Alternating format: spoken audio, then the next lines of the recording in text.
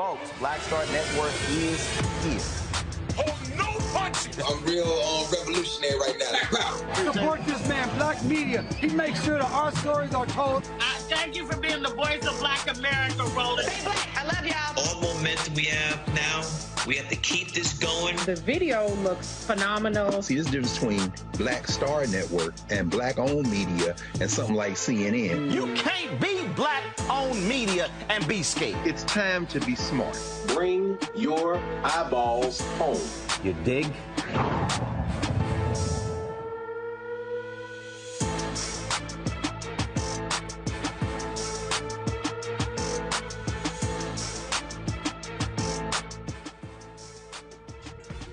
Today is Wednesday, July 27, 2022. Coming up on Roland Unfiltered, streaming live on the Black Star Network. We are live in New York City on the third day of the opening of the Jackie Robinson Museum, where tonight they will be actually having the screening of the movie After Jackie.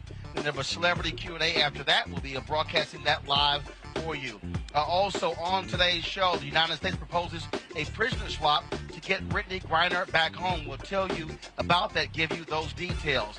Also on today's show, the Department of Justice hits a real estate company owned by Warren Buffett, the second largest racial discrimination, housing discrimination settlement in American history. We'll give you those details. Also, President Joe Biden no longer has COVID. We will show you exactly what he had to say. Also on today's show, Nikki Fried, she's running for governor of Florida. She will join us on Roland Martin Unfiltered. And Tiffany Haddish will join us in our Tech Talk segment. Yes, she is involved with the technology company. We'll tell you all about it. All that and more right here on Roland Martin Unfiltered on the Black Star Network. It is time to bring the funk. Let's go. He's got it. Whatever the miss, he's on it. Whatever it is, he's got the scoop, the fact, the find. And when it breaks, he's right on time and it's rolling. Best believe he's knowing. Putting it down from sports to news to politics. With entertainment just for kicks, he's rolling. It's on go, y'all.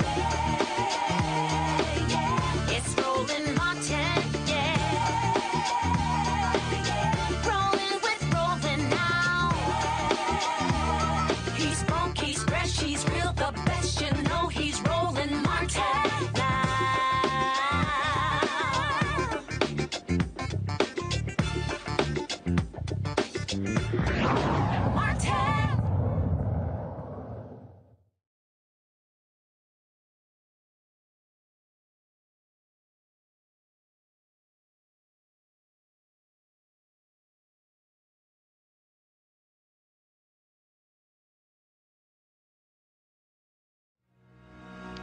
Folks, this is day 3 of the opening of the Jackie Robinson Museum.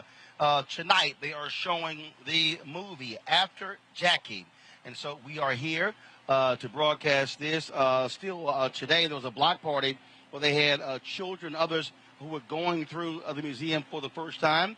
And so we certainly are happy to be here and be able to show that for you. Also, there's going to be a celebrity talk back. Take place after the documentary, and we'll also be showing you that right here on the Black Star Network. Folks, it has been 3 days of festivities beginning on Monday. We were here on Monday where they had a showing, if you will, a private showing for folks who were donors of the museum. Then, of course, last night, they had the gala party. Slick Rick and Dougie Fresh, they performed. We'll hear from them a little bit later as they share their thoughts about performing, and also Ray Chu and his wife as well. They put together the music last night, and so we will hear from them as well. But first up on today's show, the federal government, they have proposed a prisoner swap for Brittney Griner. She's been held now for 160 days in Russia after being caught with cannabis in her luggage.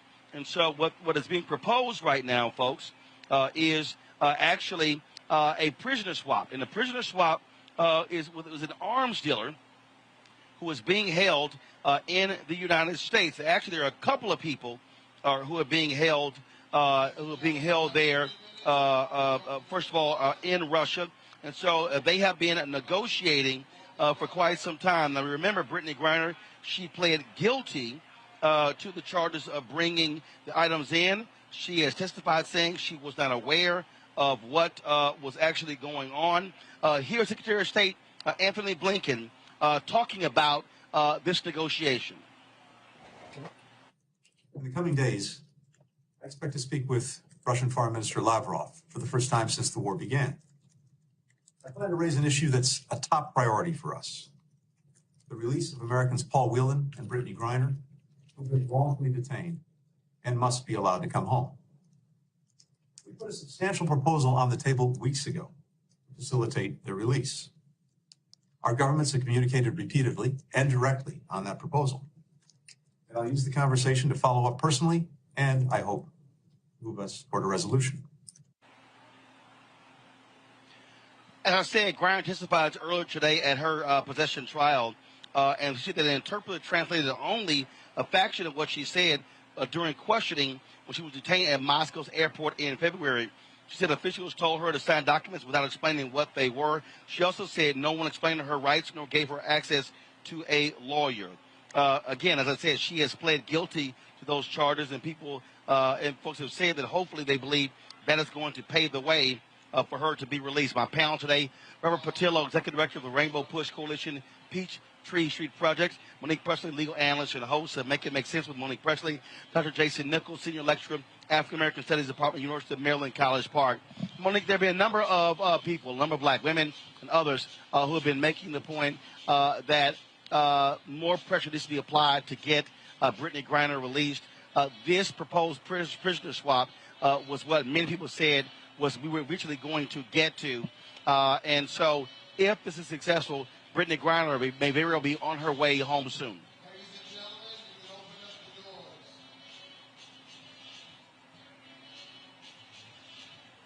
Monique, you're muted. You're muted. I was saying it did take time for them to get that together. I wish that it had happened sooner, and I pray that it is successful. These things obviously come at a cost, and Russia was not going to be willing to just release her and get nothing in exchange. So I pray that it works. Robert Patillo, again, this is look, this is major here because, again, she's being held. We know exactly what's going on. You've got Putin and Ukraine war that's going on, and frankly, she's a prisoner of war. He's using her as a chess piece against the United States. Well, I had the honor of being on Russian television earlier today, along with Reverend Jesse Jackson, to discuss the release of Ms. Griner, particularly on humanitarian grounds. We cannot ignore the fact that this sets a dangerous precedence going forward, offering a prison swap in exchange for a U.S. celebrity. What would stop the Iranian government from kidnapping Rihanna, or what would stop the Chinese from detaining LeBron James in the future in order to get many of their prisoners held here in the United States to be released? Particularly this individual, Victor Bout, who is an arms dealer for the FARC, the Colombian terrorist organization that has resulted in the deaths and displacements of tens of thousands of people in Central and South America. We have to make sure we're very judicious in how we approach this situation. At the end of the day, we do want Ms. Griner and all the other Americans being unjustly held there in Russia to be released, but we also need to make sure that America is doing their part and upholding human rights through standards that they claim that they want to enforce against other nations. I think a big part of this also has to be, up until about 5 years ago, Brittney Griner would have gone to jail in America for doing the same thing. And we are not going to address cannabis decriminalization here in the United States of America. It's difficult for us to say that Brittney Griner is being held against her human rights for having marijuana when there are people in the United States in prison right now for the exact same substance that we don't want to give the same justice to. So we have to make sure that we are doing this in a judicious way and following all international human rights norms, but we have to also use this opportunity to focus on creating the change we need here at home. Jason, your thoughts? Well, first of all, I don't know anybody who's been held that long for 0.7 grams of marijuana here in the United States. They've been held, there are people who are incarcerated for something that lots of people make lots of money on in some states like Colorado, where you can be a weed millionaire, while others are held behind bars, primarily black and brown. But what she did was incredibly minor, and this is 100% a political move, and she is a political prisoner in Russia. I do think that this, as Robert is kind of stating here, I think that this swap is imbalanced. Paul Whelan, if you know, he basically was set up by the Russian government. I 100% believe that he is not guilty of espionage and all the things that they are saying that he committed, and he's been in prison unjustly for a very long time. And now you have Brittney Griner, who is a political prisoner and a ploy, by the Russian government. And I think the United States is in a jam because we need to get our citizens home, particularly ones who have not committed crimes or committed very minor crimes, and they can't be held that way. That said, this is imbalanced because you have a person who is an international terrorist who's probably going to be released after 10 years when he was supposed to serve 25, for somebody who is accused of having 0.7 grams of hash oil. That's not a balanced trade. First of all, again, the trade hasn't happened. We'll see exactly what happens when it comes to that decision, and hopefully it can get resolved soon. Let's go to Minnesota, where two ex-cops who were convicted in federal court of violating George Floyd's civil rights, they are headed to prison. A federal judge sentenced Tal Thao to 3.5 years and J. Alexander King to 3 years in prison for their involvement in the death of George Floyd. King was the one who pinned Floyd's back, and Thao held back bystanders while Derek Chauvin knelt on Floyd's neck for 9.5 minutes. Prosecutors say King didn't say anything to stop Chauvin. U.S. District Judge Paul Magnuson cited King's rookie status as a reason for the lighter sentence. The federal prosecutor, Amanda Sertic, disagreed, saying, quote, all he had to do, per MPD, Minneapolis Police Department policy, was an attempt to intervene. But he didn't say a word, not one word. Defendant King's oral argument about his junior status doesn't hold much weight because the bar for him was so low and he didn't even try to get over it. King and Thao now await a state trial on October 24th, where they face aiding and abetting second-degree murder and second-degree manslaughter charges. Robert, obviously, this was different from Chauvin's case, where the state went first, then the feds came. Here, the feds went first, and then the state. Just your assessment of the officers involved in the death of George Floyd going to prison. Well, I think it's great that we can have a conviction in cases like this, which is a divergence from historical precedents. But at the same time, this is a ridiculously light sentence. If you put this in the civilian context, it will just one person commits a murder, another person holds the person down, another person holds the crowd back. They all would have been charged with felony murder or under accomplice liability and all face the exact same punishment. In this case, you have somebody serving 3.5 years, which is less than a slap on the wrist when it comes to the amount of time they will actually serve for the extensive aiding and abetting or being party to a murder. And so I think while we can celebrate the fact that the justice system has worked in some measure, we do have to ensure there is parity and fairness in our judicial system, where simply being a quote-unquote rookie cop doesn't inoculate you from the full punishment of the law that any other citizen would face. Monique, I was at the Rock Nation Social Justice Conference, and Minnesota Attorney General Keith Ellison was on one of the panels. And he said, folks, let's be clear. Your protest made the prosecution possible. Your protest is what is working to hold these folks accountable. And so because he was answering a question for some people who say, well, you know what, protest doesn't do anything. It really isn't enough. And his whole point was, no, that has to continue, because that's why we are seeing the kind of pressure being put on DAs and others to actually prosecute cops for wrongdoing. Yeah, and I think that's disgraceful. I think that he's correct, and I think that the protests have proven to be necessary for that purpose, but it is not supposed to be the case that prosecutors are swayed one way or the other due to public pressure when their obligation is to apply the law and to prosecute crimes, to charge and prosecute cases that they know that they, or at least they strongly believe, can be proven guilt beyond a reasonable doubt.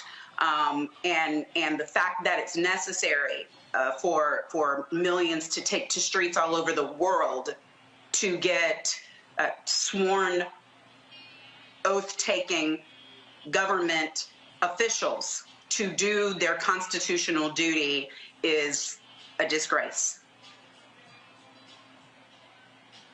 Jason.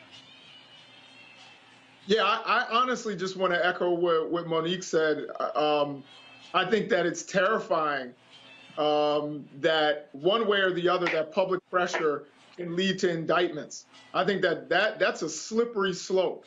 I wouldn't want for someone to be angry at Roland Martin and then you see a bunch of right-wing protesters and then you get a BS indictment. So I think one of the things that we have to expect from our law enforcement officials, which includes district attorneys and state's attorneys, and of course ADAs, is of course for them to apply the law and for them to hold people accountable. And in this particular case, these men clearly aided in the death of George Floyd and should have been punished and should have been tried and held accountable the way they were. But it should not come from public protest. I think that's a dangerous, I pronounce it precedent. Now I'm like questioning myself because I keep hearing my brother Robert Patillo say precedent. But, it sets a dangerous tone for the future where that can be held against, innocent people are put through a prosecution because of public pressure. And it shouldn't be that way. Can I add something? Well, here's the deal. Yeah. I was just going to say it's not a dangerous precedent for the future. We've actually seen those things play out. Perhaps people have heard of a case where a well-known veteran entertainer was, due to public pressure and due to the cry of the mob, prosecuted by a state-elected prosecutor in the state of Pennsylvania, who waited until the 11th hour before the statute of limitations ran to charge an over-decade-old case. And ultimately, on appeal, that case was dismissed, and the only reason that happened was because of public pressure. So when the prosecutor does the right thing because of public pressure, it's wrong. When the prosecutor does the wrong thing because of public pressure, it's wrong. In either instance, we have the right to our voices. We always should use them. That's why we have elections. We put those people in office if they've run for those offices. But for a prosecutor to bend to the will or the emotions of people in making decisions about violations of the law and of the Constitution is in error. It is misconduct.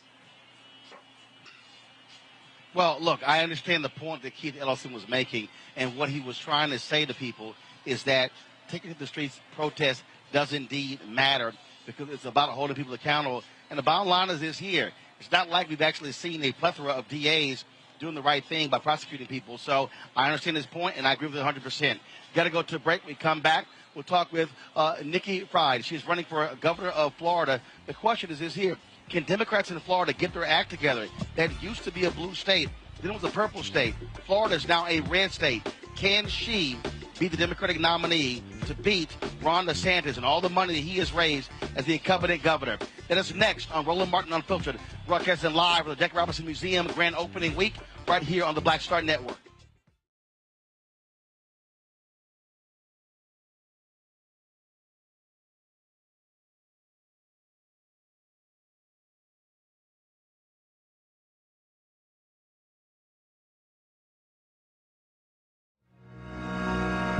Next Get Wealthy with me, Deborah Owens, America's Wealth Coach. You see the headlines, all frightening, right? Interest rates are going up.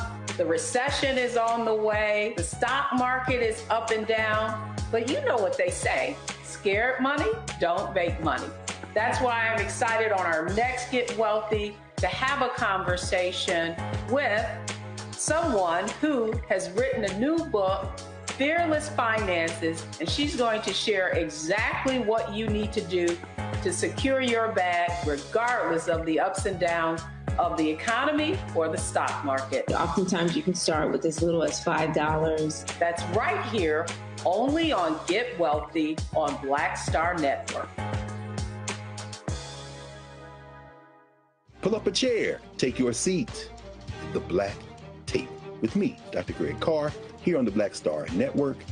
Every week, we'll take a deeper dive into the world we're living in. Join the conversation only on the Black Star Network. My name is Charlie Wilson. Hi, I'm Sally Richardson Whitfield. And I'm Dondre Whitfield. Hey, everybody, this is your man Fred Hammond, and you're watching Roland Martin, my man, Unfiltered.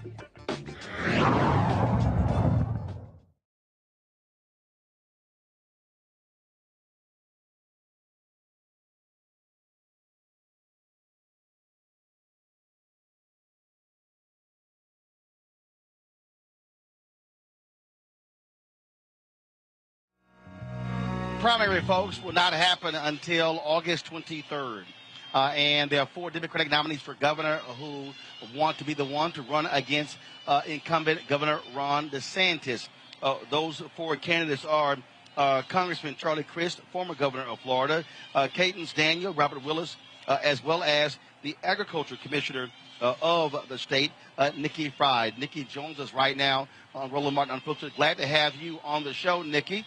Thank you so very much.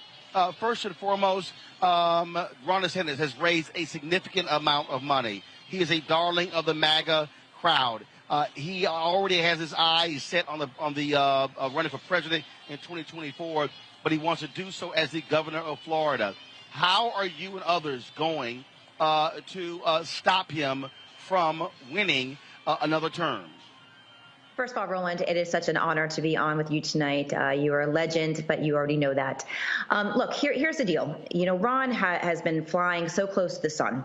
He is right now speaking very loudly to a very small population here in the state of Florida. And then after we win this primary, we'll be able to create such a coalition of individuals who really have been hurt and humiliated and silenced by this DeSantis administration. I was the first person in 2020 as our only statewide elected Democrat to really call him out for becoming a dictator. That's what he's done. He is taking away people's rights to protest, rights to vote. Look, he took away our 2 Black congressional districts here in the state of Florida. He's now going after teachers, higher ed system, going after Disney World. There are so many things that he really truly has done here in the state of Florida that come the general election, the money is going to pour here into the state of Florida because people realize that he wants to run for president of the United States. And so this is going to be a POTUS primary, and we know that we've got the right equation, we've got the right candidate, and it's a matter of going everywhere in our state and giving people another option, but also talking about the economy. People are hurting right now, and DeSantis is more concerned about blaming President Biden than really looking at the issues on the ground that is happening and hurting people every single day here. Well, here's a perfect example. DeSantis is going around the state right now, presenting checks left and right. That's money that came from the bill that Biden pushed that many Republicans voted against. Are you and other Democrats following him around? Are people holding up signs saying, hey, thank Biden, these checks ain't DeSantis' money. This came from the Democratic president. I mean, here's a guy literally trying to take credit and burnish his credentials with money that Republicans did not want to vote for. Absolutely. You know, when that money first was passed in 2021, you know, he came out and said, well, we didn't get enough money or we got too much money. And so I called out his nepotism and I called out the hypocrisy of some of those dollars. And now he's touting the fact that we've got the largest surplus in the history of the state of Florida. Well, of course you do, because all this money came down from President Biden. And so every single time we are calling it out on social media, we are calling out as much as we can, making people understand the money that is going into these communities is coming from the Biden plans that they passed. And not a single Republican in the state of Florida, you know, voted for it. So we're calling this out and making people understand. And look also where the money is going. The money is going into white wealthy communities or in white rural communities. and not really focusing on what is happening on the ground in so many pockets of our communities that haven't seen any of these dollars for stimulants, to see where we can put money for producing more jobs and economic opportunities, especially in our Black and brown communities. So we are calling them out as loud as possible, and certainly after the primary, we will have an even larger microphone that we're going to be able to crisscross our state and remind people that this money came from Washington, D.C. This has absolutely nothing to do with Ron DeSantis. In fact, he wants to talk about inflation. Well, then you shouldn't have taken the money to begin with if that really is your concern. One of the things that you have to deal with, and we have to be honest, Democrats have been porous in the state. The state party has had fundamental problems. When you look at, again, the gains the Republicans have made, they have been significant. And so there's a huge task at hand. Congresswoman Val Demings has the same issue running against Senator Marco Rubio in the United States Senate race. If I go back to the race 4 years ago, Andrew Gillum versus Ron DeSantis, Gillum loses by 30,000 votes. But one of the issues that the Tallahassee Democrat, they actually had a graphic, and I showed it consistently, where they show the top 12 or 15 counties in the state. Well, it took you to get to like number 11 in terms of turnout before you saw a blue county. I believe there was Broward County. Miami-Dade was lower. And so what are you and others going to do or trying to do to really repair the infrastructure of the Democratic Party in terms of being able to get folks out to vote, appeal to Latino voters? They've been voting significantly with Republicans, but also turning out Black voters. If you don't do well as Democrats in Broward or Miami-Dade County, you have no shot at winning. What's the plan? Yep, absolutely, and you're 100% correct. You know, when I ran in 2018, so I was on the same ticket as Andrew, and I thank every single day the Black voters that came out, because I know that they mobilized and they came out for Andrew, and I reaped the benefit of that. And so understanding what happened in 2018 and what Democrats do really bad, we spend so much time and energy talking about just the top of the ticket and putting all of our resources at the top of the ticket. And down ballot candidates, our grassroots organizing events, our caucuses, our clubs, our House and our Senate seats, our city and county commission seats don't have the resources that are necessary. So it's part of my pledge that we need the money at the top, but we need to make sure that it's going down. And what's really cool is that we have the opportunity this year that there may be 4 women that come out of this primary season, and 3 that would be women of color. And so looking at the ways to actually market and brand the Democratic Party and do commercials together, all 5 of us, that would be Val, myself, and the other 3 members of the cabinet on the slate doing commercials together, really exciting the base, showing the complete difference. The other thing that we don't do well, which is something that I did well in 2018, which is how I won, is that we only focus on the blue counties. The only person who's been able to do this well in Florida since our last Democratic governor is Barack Obama. He came and understood that we can't just talk to the blue areas. We've got to go to the red rural communities, go to the red counties, and make sure that we're losing by less. And that's what I did in 2018. I targeted 13 counties in my state and said, I know I can't win these. I flipped 2 of them, but losing by less in some of those areas to make up for the gap. Because no matter how much that we turn out in Dade and Broward and some of our other blue areas, we can't overcome if we ignore them. And when it comes to the Hispanic community, we also in 2020 ignored them. We basically conceded the state. We had very little involvement from the Biden campaign here in 2020, where you saw the Trump machine come here and talking to the Hispanic community. So day 1 of my campaign, we started what's called the Nikki Escucha Tour, Nikki Listens. We crisscrossed our state talking to the Hispanic community, but not as a whole. We talked to the Puerto Rican community, the Cuban community, Colombian, Venezuelan, even making sure that we're talking to the Haitian community, which is different than just the Black community, making sure that we're talking to the Caribbean community. And so we as Democrats haven't done a good job making sure that we understood and listened to what are the issues on the ground infecting each of these different communities. I was born and raised in Miami. My back neighbors were Cubans growing up. I heard the stories. I went to Cayo Ocho once a month growing up. And a lot of times is understanding that the personal plight that so many of these individuals went through to get to Florida, get to America, understanding those situations and saying, look, at the end of the day, We all want freedom. We all want democracy. And unfortunately, you've got a governor right here who's doing just the opposite. And we understand the economic struggles that so many people are dealing with today that Ron DeSantis is not dealing with, wants to focus his time and energy on Washington, D.C., and not in the actual backyards of the people here in our state. Well, here's a perfect example. Here's Ron DeSantis, just flat out lying in this news conference. See if I can play this here. Here we go.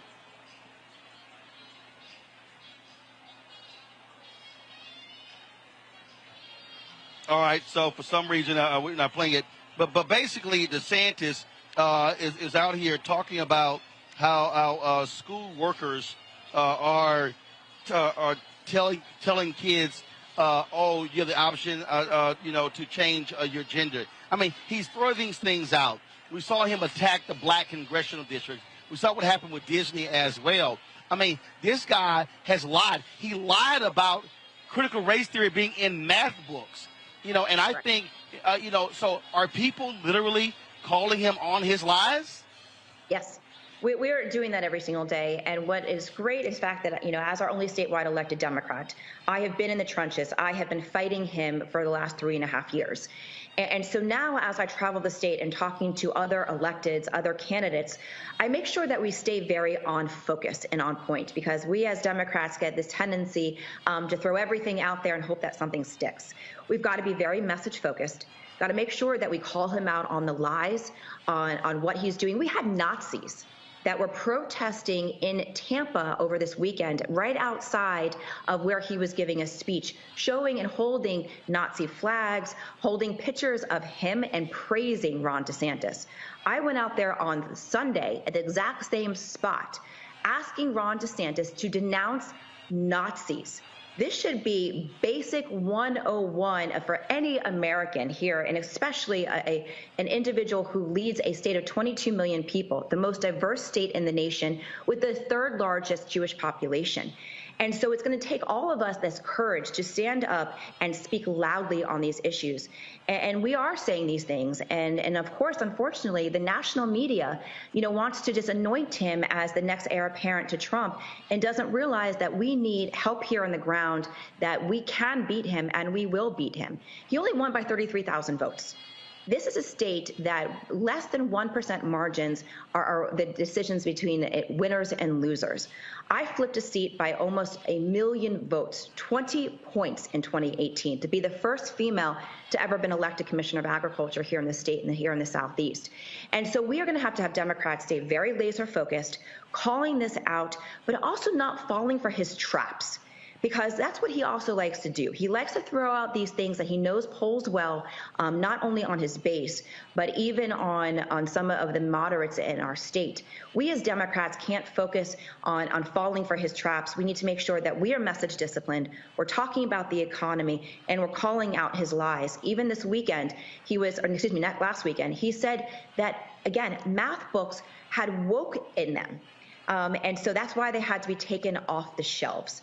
This is the situation in Florida, and so this has to be all hands on deck to everybody across the country. This guy is the largest threat to democracy in the entire country, and we're going to need backup and support. I will make sure that we are organized here on the ground, but the resources from across the country is going to be necessary for help and support come November. All right, then, Nikki Fried. Commissioner Fried, I certainly appreciate it. Thanks a lot. I look forward to having you back, and we'll certainly be watching this race intensely. Well, appreciate your time and appreciate what you do out here. Thank you. Thank you so very much. Folks, got to go to a break. We come back. We'll talk with Tiffany Haddish, as well as a gentleman she's working with on a technology platform. That's right. And no, it's not comedy. We'll explain next, right here on Roland Martin Unfiltered.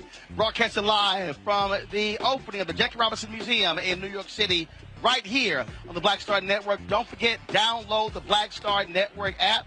Folks, black owned, you know what we do. This is about telling our story. And so, again, every platform, Apple phone, Android phone, Apple TV, Android TV, Roku, Amazon Fire TV, Xbox One, Samsung Smart TV. Also, please join our Bring the Funk fan club. Every dollar you give goes to support what we do. And so, checks and money orders go to P.O. Box 57196, Washington, D.C., 20037-0196. Cash App, $RM Unfiltered. PayPal is R Martin Unfiltered. Venmo is RM Unfiltered. Zelle is Roland at RolandSMartin.com. We'll be right back.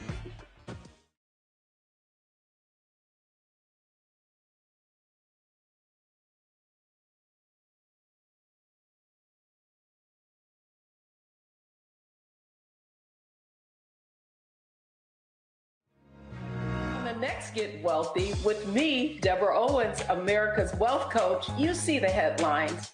All frightening, right? Interest rates are going up.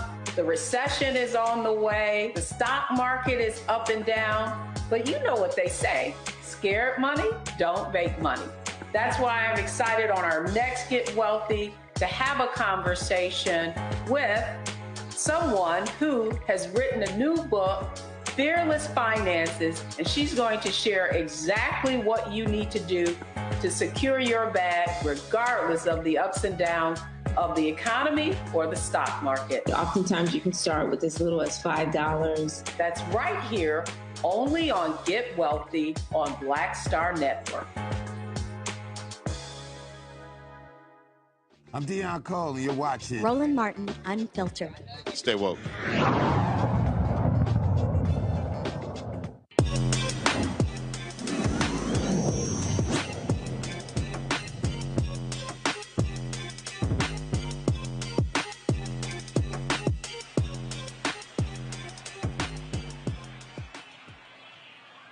All right, folks, y'all know we are all about Black-owned African-Americans who are doing things in the tech space. Every Wednesday we have Tech Talk.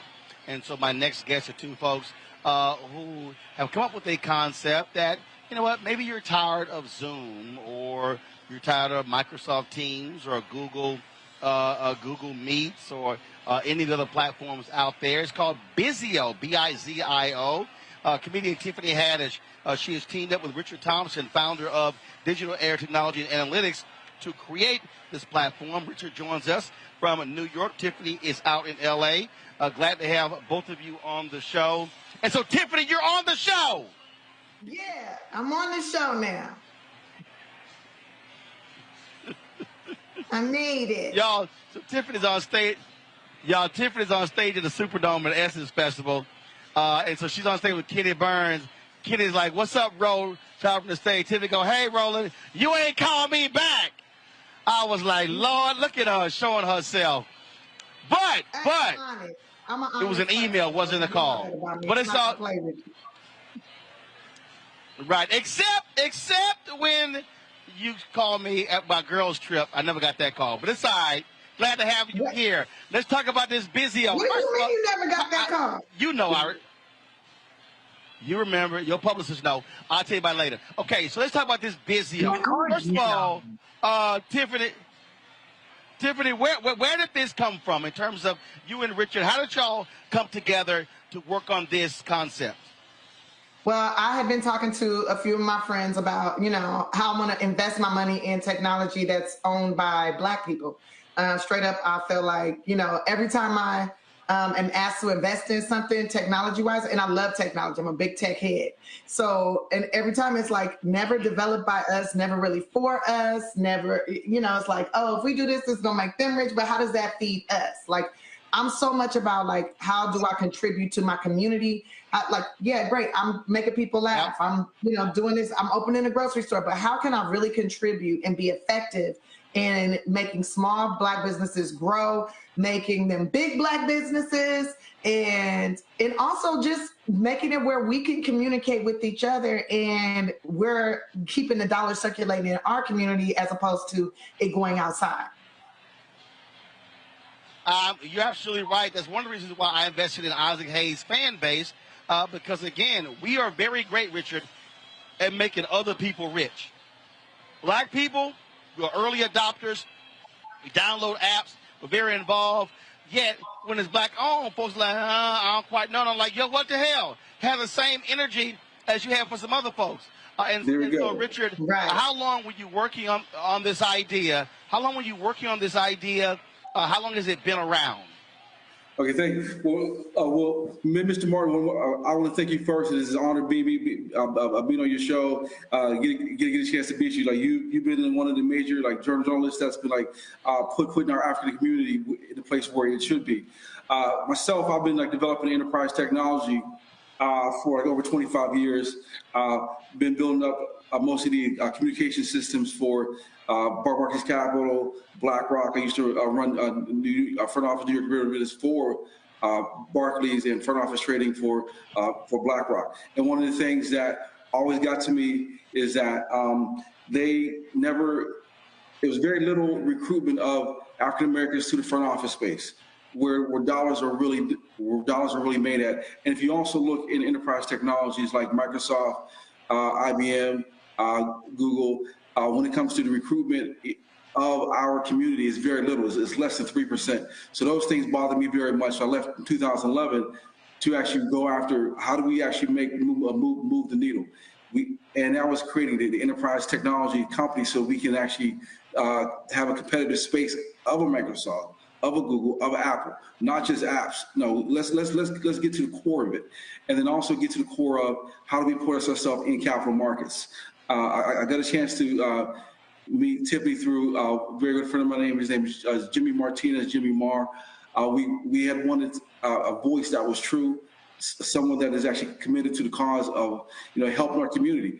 And Tiffany, seeing what we were doing right from the gate, this always gets to me because she loves her people so much. She just put her money right in. She's like, Rich, I see what you guys are doing. I see this commitment. Your struggle is our struggle. Your victory is our victory. So we just came together. Said, you know what? We just gonna do it ourselves. We're always marginalized in technology. We're always marginalized, and we can't manage our money. I was like, forget this. We've been doing it for so long. We can just put it up ourselves.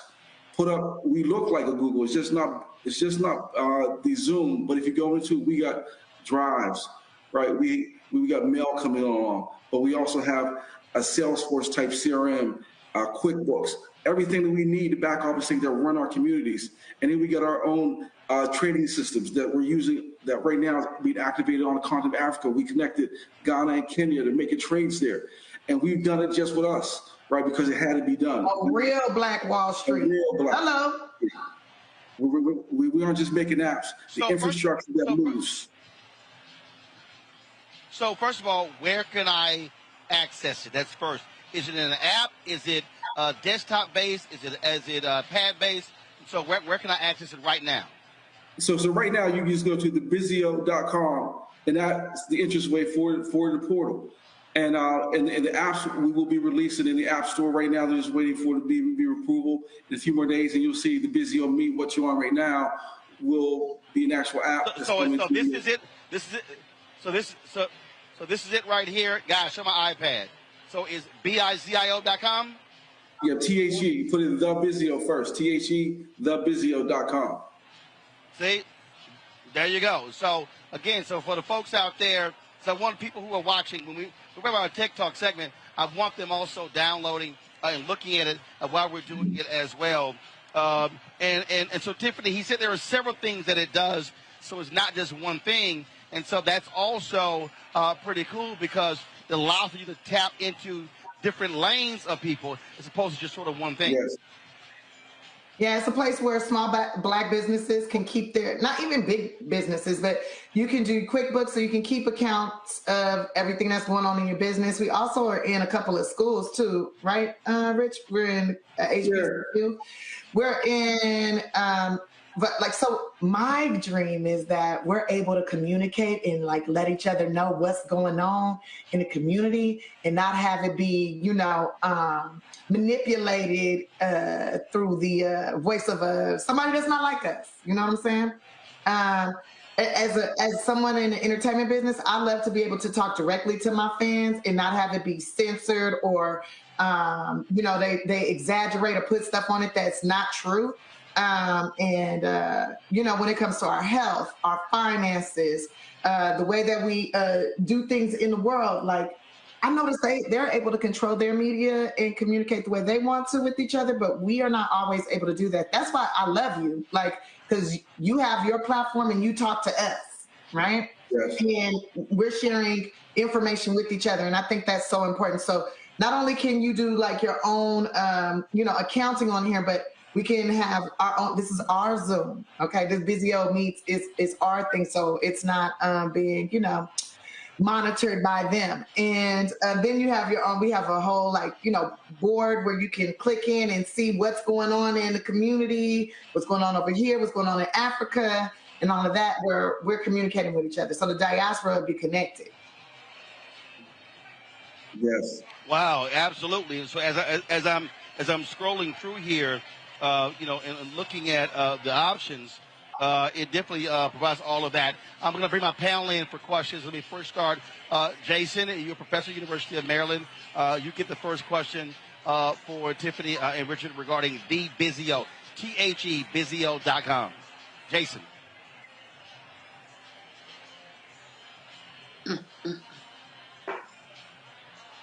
Jason, hit them. You're muted, dude.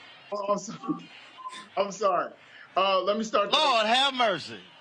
Real quick. Thank y'all for coming on, and thank y'all for explaining what it is that you've created here. I think it's amazing that you're connecting all these different parts of the diaspora and getting more African Americans into tech. So that's one of my questions. Is there any way or anything you're doing to get perhaps young Black people who are interested in tech to work for the company and maybe expand the company using young Black people in tech? Because that is going to be, you know, I was just reading a book that said that tech is going to be bigger than construction for the next decade. So is there anything that you guys are doing to maybe mentor young people to get them and get people working in your company, Black people, as you guys grow?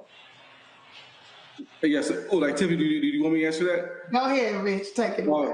Well, one of the things that we're doing, like we have partnerships with UCF regarding HBCU. One of the first things we're putting in is a finance and wealth platform, and we'll be training HBCU students to work on our platform.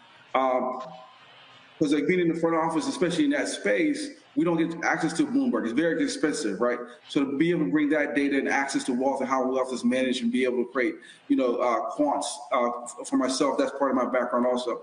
So partnering with UCF and creating partnerships with the HBCU, we're going to be able to now bring on 500 students at first to be able to be trained. We say, hey, if we get you trained so you can see what a training floor looks like, or what the tech that goes along to actually create that looks like. We want to get that training out earlier.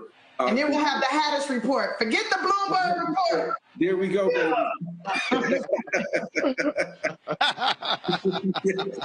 There we go. We come in with all that energy. Well, I have some Black students too, if you need, you know, if you're students, I'm not at an HBCU, but we definitely have some Black students at the University of Maryland. If you're looking for some talented students, let me know. Yes. All right. Robert Patillo, you're next. Thank you all so much for the this outstanding application. I do have a question about growth. You know, a lot of things, it's not about the product itself, it's how it's advertised, how it's pushed to people. Have you guys reached out to Black content creators, bloggers, internet influencers, business owners who can, in putting this into their hands to make sure that they can push out to the audience? Because often it's far more important to make sure more people know about it, even more so than having an outstanding product you already have. Oh, Tim, you want to go to the actual growth strategy? Yeah, well, so we're definitely on top of that. I'm also a content creator and an influential person, but I can't do it all by myself. I'm making movies and stuff too. So we definitely are reaching out to, I said right. That part. So that part, I just want to Get with that. So, but we definitely are reaching out to content creators. Right now, we just launched like 2 weeks ago.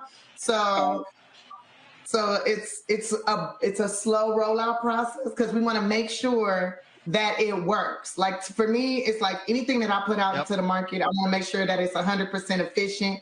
And so we've already did the first kickoff. The next go round, there'll be we have a whole ambassador program, and you'll be hearing more about it. You're hearing it here first. But we already have a bunch of people signed up, but there'll be even more and more to come. You'll be seeing on my social media platforms, me putting it out there. I mean, I'm setting up where all my meetings happen here on Bizio Meets. So I don't play. Yeah, we're going to make them give it us. Oh, and that's how you actually do it, Monique?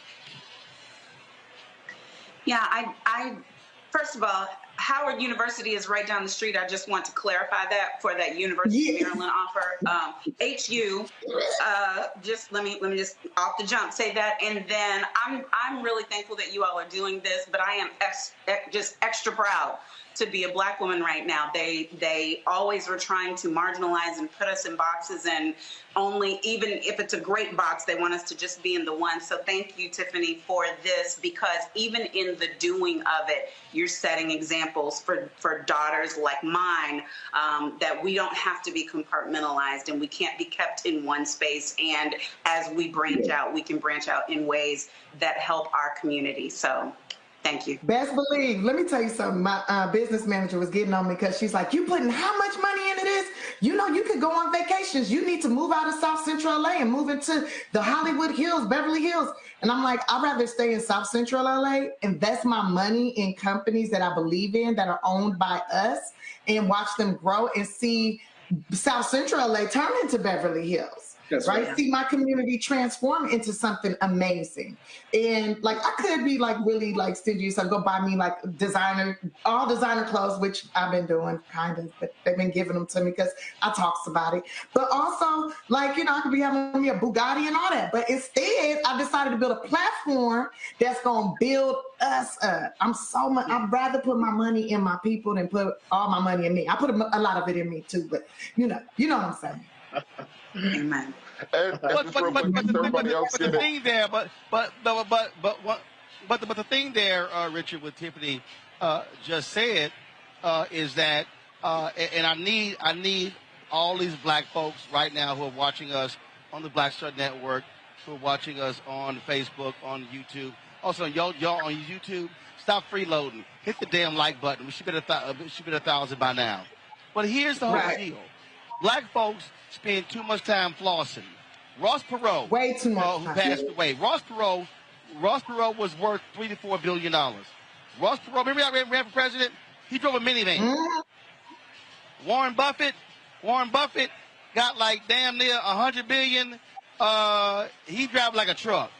So the thing is, so I get, hey, the finer things in life, but the reality is, what Tiffany's doing, saying, look, I put $50,000 into fan base. That's called taking money, and you might have a multiple of 100, 500, 1,000. Everybody running around right now trying to buy the lotto tickets to hit that lotto. That mega millions is now over $1 billion. But guess what? If you invest your money in certain companies, that could be your billion. Exactly. I'm tired of these dudes wearing diamonds on their neck but still renting a one-bedroom apartment. Get out of my face with that. I want people around me that own land. I want to show my people how to own land, own companies. That's where the money's at, baby. Yes. Like, that's where the growth is. That's where you will be able to see your children have food on the table every day when you build something that we use. We spend more money on other people's stuff as opposed to let's build it ourselves and spend it for us. Like, let's watch us grow. There'll be less crime, I can tell you that much. Yes. There'll be less of us in jail. And Tiffany, to actually add to that, let's say the digital revolution industry is actually happening now because we got Web3 happening, which, the privacy and security of data. And then you have the industry 4.0, which talks about automation, right? Those two things are happening. And without us training our workforce to be able to participate that, because the businesses are not going to train our communities. The Bizio is built on that architecture so that we can now train our communities to create wealth for our community. And if you look at those companies, they represent $7 trillion worth of market cap. So if you go into Microsoft, Apple, Google, Facebook, that's $7 trillion, right? Little of that comes to our communities is hit. So if we create enterprise that looks like those companies and we actually protect our data, now we start to get into the ball game and have a greater impact to our wealth and our future. And we will outperform now. Yes. Well, and the fact of the matter is this here, and I can tell you this, folks. I know this because of private equity. Black and minority firms outperform white firms when it comes to the private equity. But they don't get the multi-billion-dollar funds to be able to manage. And so I think this is absolutely fabulous idea. I look forward to actually testing it. You say you're rolling it out. So, Richard, when does the app roll out? So right now, to use the platform, can you only use it on your computer? When will you be able to use the Bizio on the iPad as well as on the phone? Yeah, they'll be available August 1st. So I will keep you updated. Right now, we're just waiting for the approval. The apps are done. So as soon as it's approved by Apple, and we'll be looking forward to be by the first, the top of the month, it will be available. Absolutely. Well, look, I think that is fabulous. And again, I'm a firm believer. Where'd Tiffany go? I'm a firm believer in us. So the reason we created this segment was specifically to allow for African Americans in technology to be able to tout their products. And so we appreciate both of you joining us on the show. Richard, thank you so very much. Tiffany, thank you so much. Thank you so very much for coming on the show. Certainly let us know how it goes. And look, again, we do look forward to actually seeing this app and actually using it, because it is about us creating wealth. And look, we use technology like more than anybody else, and it's great to be able to do it with black folks. Thank you. All right, folks, I appreciate it. Thank you so very much. Thank you so very much. All right, Tiffany, I'll send you a text because I don't see your picture there. I'll send you a text. All right, folks, we're going to go to a break. When we come back, there we go. We come back, more Roland Martin Unfiltered. We'll hear from Slick Rick, Dougie Fresh, Ray Chu, Vivian Chu about the Jackie Robinson Museum. And we also will talk with the director of the movie After Jackie. All of that in the second hour. Roland Martin Unfiltered, YouTube, Facebook. Hit that like button, hit that share button, spread the message. We're here in New York City celebrating the great Jackie Robinson and his amazing legacy on the Black Start Network, black-owned, unapologetic, and unfiltered.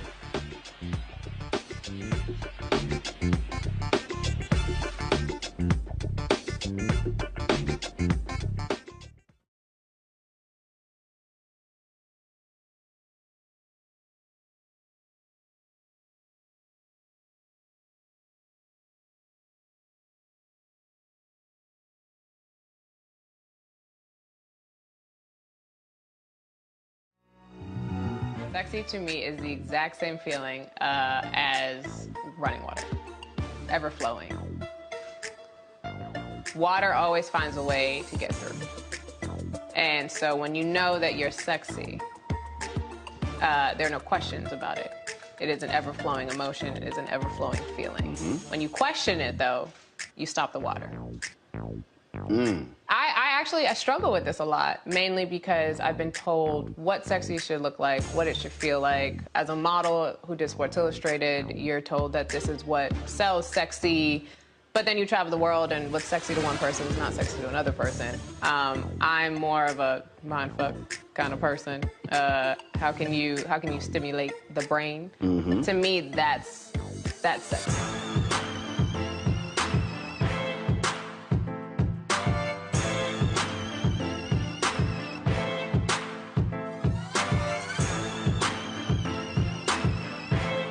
Pull up a chair, take your seat. The Black Tape with me, Dr. Greg Carr, here on the Black Star Network. Every week, we'll take a deeper dive into the world we're living in. Join the conversation only on the Black Star Network. Hi, I'm Dr. Jackie Hood Martin, and I have a question for you. Ever feel as if your life is teetering and the weight and pressure of the world is consistently on your shoulders? Well, let me tell you, living a balanced life isn't easy. Join me each Tuesday on Black Star Network for a Balanced Life with Dr. Jackie. We'll laugh together, cry together, pull ourselves together, and cheer each other on. So join me for new shows each Tuesday on Black Star Network, A Balanced Life with Dr. Jackie.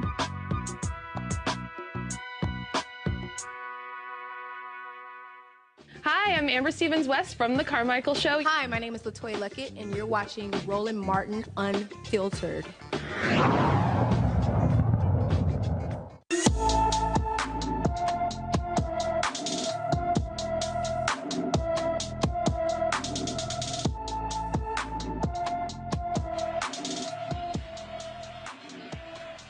Sharmikia Williams has been missing from Crystal Springs, Mississippi since July 24th. The 15-year-old, who goes by the name Sweet Pea, is 5 feet 7 inches tall, weighs 276 pounds, with brown hair and hazel eyes.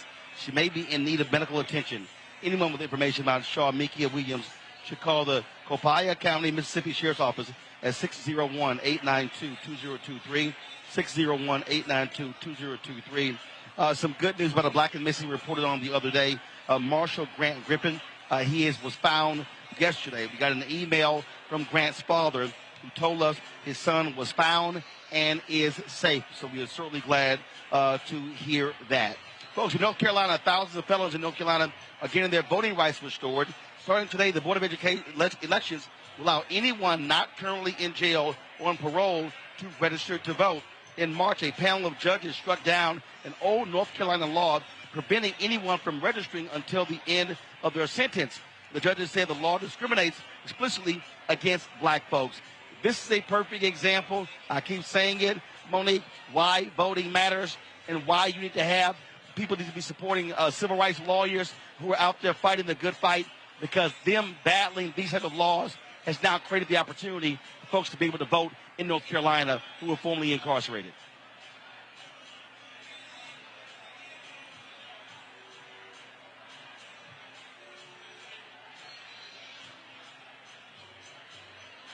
Is Monique there?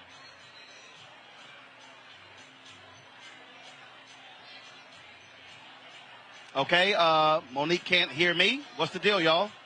Yeah. Robert, can you hear me? I hear you. Yeah, I hear you as well. Okay, you weigh in on you weigh in on this story.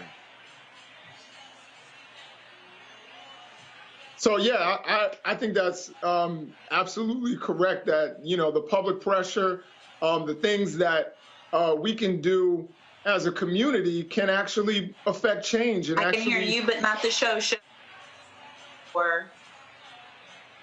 Okay, Jason, go ahead, Jason.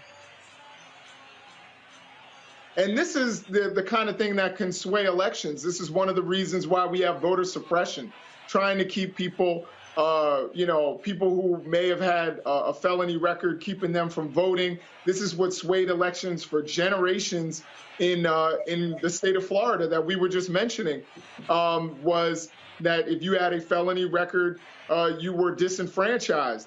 And once they fixed that, they started, Ron DeSantis started finding loopholes, saying you had to pay all of your court fines and everything before you could actually vote. There's no reason why people shouldn't be able to vote if they were incarcerated. There are 2 states in this nation where you can vote while you're incarcerated. It just so happens those are 2 of the whitest states in the nation, which is Maine and Vermont, I believe. So this is really important. Voting is a key element of our citizenship. And I know that as someone who teaches about, Reconstruction every semester, how important the vote was to black people and how incarceration has been used as a means to keep black people from voting. We need to make sure that this is the case nationwide. And this is a really important step forward in the state of North Carolina. It is.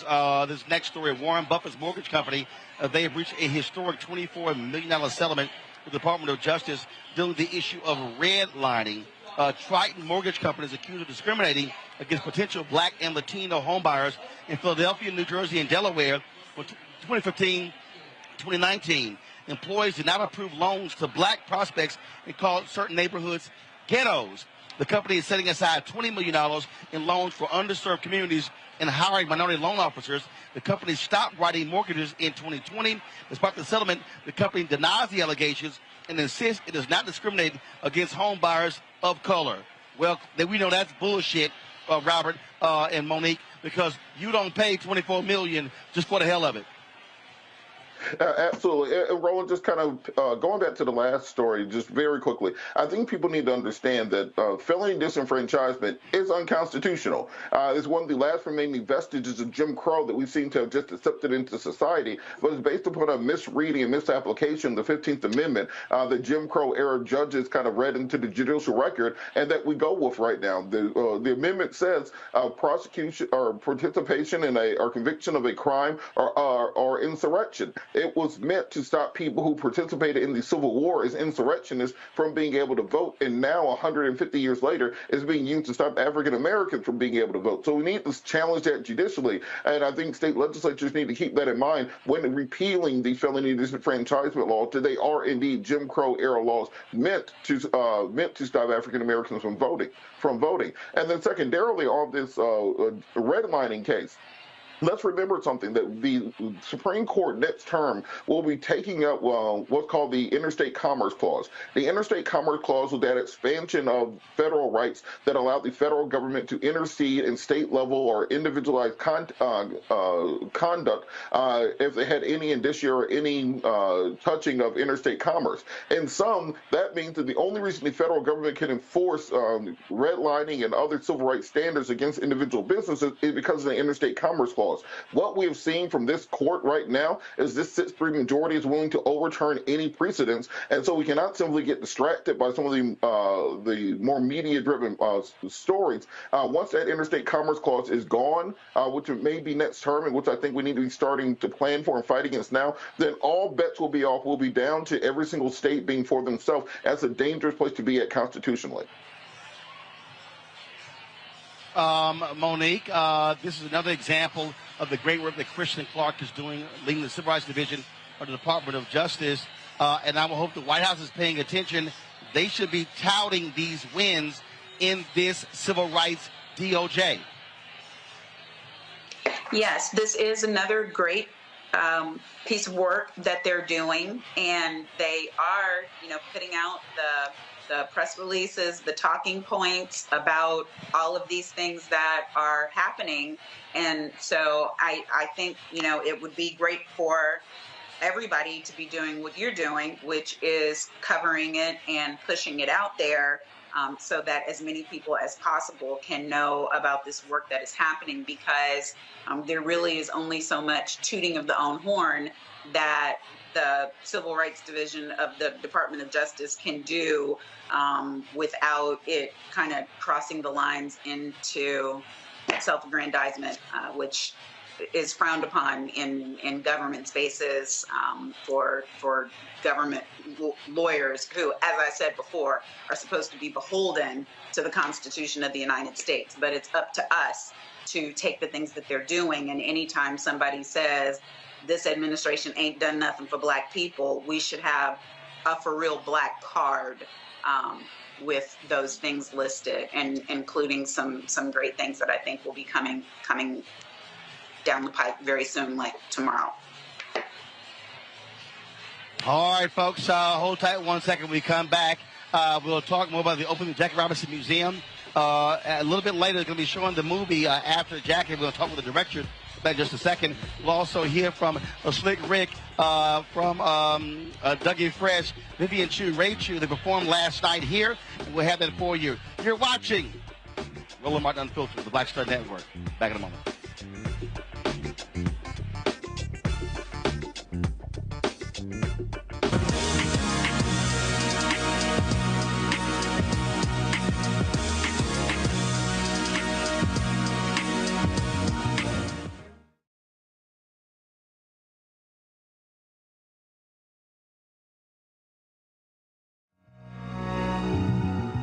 Hi, I'm Dr. Jackie Hood Martin, and I have a question for you. Ever feel as if your life is teetering and the weight and pressure of the world is consistently on your shoulders? Well, let me tell you, living a balanced life isn't easy. Join me each Tuesday on Black Star Network for A Balanced Life with Dr. Jackie. We'll laugh together, cry together, pull ourselves together, and cheer each other on. So join me for new shows each Tuesday on Black Star Network, A Balanced Life with Dr. Jackie.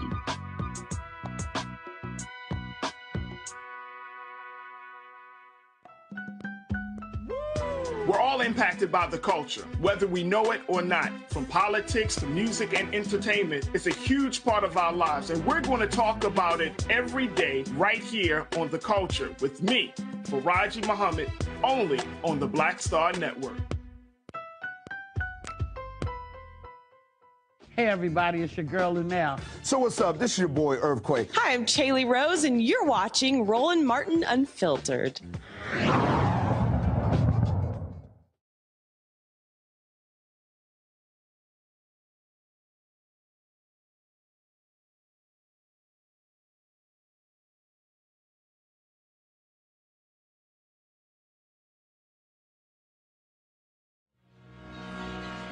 All right, folks, welcome back to Roland Martin Unfiltered here at the opening of the Jackie Robinson Museum. This is day 3. Last night, the big gala party took place. The performers were Slick Rick and my man Dougie Fresh. They certainly tore the house down. They were rocking all night long. I had folks out here dancing and having a good time, and so it was great to see them on the stage. We live streamed it on Black Star Network. If y'all want to see the performance, simply go to the app, and you can check it all out.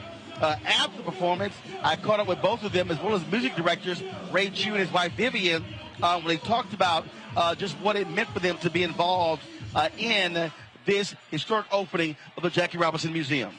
What's up, Slick Rick with Dougie Fresh? Thank you for having us celebrate Jackie Robinson's Museum, part of Black American history, you know what I mean? It's good to be a part of it, you know what I mean, and all that good stuff, you know? So, shout out to the vets. Love, right? Guy, Doc, appreciate it. First of all, keep watching my man, Roland Martin's joint. He's on fire. That's first. Let me get that off the plate. Second of all, the reason why I'm saying that is because he's here covering something that means a lot. This is our history. Jackie Robinson has played such a major role in changing the conditions in America and went through a lot, more than anybody can ever imagine, and he still made it happen. So he should be an inspiration for all of us on what we can become. And 100th birthday to Miss Robinson, always. Getting the call to be part of the event scene, to present all the entertainment for the Jackie Robinson Museum was an honor. It was an honor because Mr. Robinson was not just about baseball, he was about racial equality. And to celebrate Mrs. Robinson's 100th birthday, Mrs. Robinson, thank you. Thank you for trusting Ray Chu, Vivian Chu Entertainment. God bless you. Well, I tell you what, this is such an honor to be entrusted with the music and the production of the show tonight. You know, my wife and I put the whole thing together, and it's an honor because not only about Jackie Robinson, but Rachel Robinson, her 100th birthday, and the legacy of the Robinsons is incredible. So for us to be a part of that is an honor. Thank you. Folks, joining us right now is the director of this movie they're about to show. It's called After Jackie. Andre Gaines with us right now. They're going to be showing it any moment. Andre, first of all, glad to have you here. Thanks, sir. And so tell us, what is After Jackie?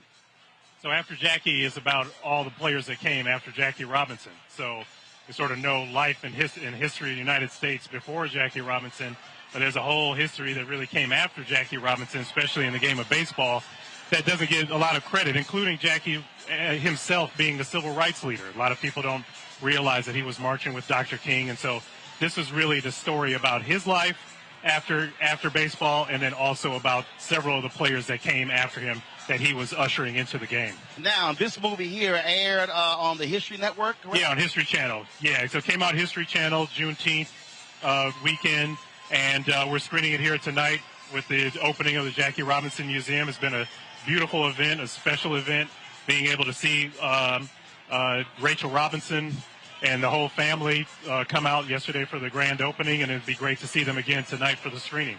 I mean, it is a remarkable story. And you're right. There were so many phenomenal baseball players who came after Jackie Robinson who get sort of lost in all the focus just on him. Yeah, so, so much focus was on not only Jackie Robinson, but really just him integrating baseball. We never really see the story of Jackie's life after that happens. We just sort of assume that everything was unicorns and glitter, but it really wasn't. And we also see that he had these battles he had to fight on the field. But then in this film, we really highlight Bob Gibson, Bill White, Curt Flood, 3 players that were all on the St. Louis Cardinals who had a very unique style of baseball, which was more reminiscent of the Negro Leagues. And also they were the first time we really saw the combined player activists. Jackie was a player first and then became an activist in retirement. But once we get to the 60s, early 60s, we finally see the beginnings of the combined player activists, where these guys are playing at the highest level possible, but then also fighting for freedom and equality when they go off the field. And of course, we lost Bob Gibson last year, along with Henry Hank Aaron as well. And so many great players. You're absolutely right. When you talk about... but we still have Bill White. We still got Bill White. He's still here with us. We talk about Curt Flood. I mean, there is no athlete. That's right. Not just baseball player. There's no athlete today who should not pay homage to Curt Flood, because it was his lawsuit. Although he lost, it was his lawsuit that paved the way for free agency in sports. That's right. A lot of people don't realize that at all. I mean, this isn't all of sport. This is not just baseball, where he pioneered free agency, modern day free agency, by fighting against something called the reserve clause in baseball, which was like, you shouldn't be able to own me. I should be able to play on a team wherever I want to, but without Curt Flood, we wouldn't have a LeBron James, who was one of our executive producers, and the decision of being able to go wherever it is that he wanted to. And we have Curt Flood to thank for that. He made a tremendous, tremendous sacrifice. All right. Well, look, Andre, we certainly appreciate it. It looks like that we're about to start screening right now. So thank you very much for joining us. Thank you. And sharing your thoughts. As always, good to see you. All right. Thank you very much, Thank Don. you. Thank you very much. Folks, we're going to switch over. We have the feed from them, correct? All right, so let's do this here. First of all, let me thank Monique, Robert, as well as Jason for y'all joining us on today's show. What we're going to do, folks, we're going to actually switch over to the feed from the program here, so you can actually experience this event as well. We want to thank the Jackie Robinson Foundation, Della, Brittany, for allowing us to do this. We've been broadcasting since Monday. This is why Black Star Network was created, to be able to cover these type of events that's happening in the black community all across the country. Your support absolutely matters, and so we thank all of you for doing so.